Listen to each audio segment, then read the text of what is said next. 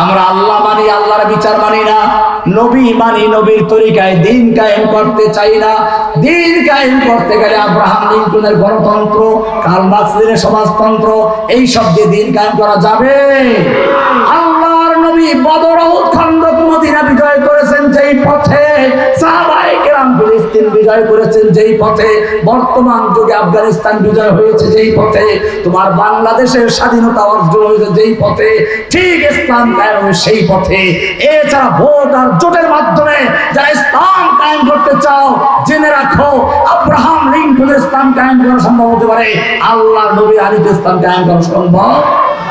নবীর ইসলাম কায়েম করতে হলে নবীর তরিকায় আসতে হবে। আর তা হচ্ছে আল্লাহ নবী যেভাবে দাওয়াতের মাধ্যমে, জিহাদের মাধ্যমে, কিতালের মাধ্যমে লড়াই করেছেন, লড়াই করেছেন, যুদ্ধ করেছেন, রক্তাক্ত হয়েছেন, ঠিক সেইভাবে যদি আল্লাহর পথে নামতে পারো, বিজয় তোমার জন্য সুনিশ্চিত।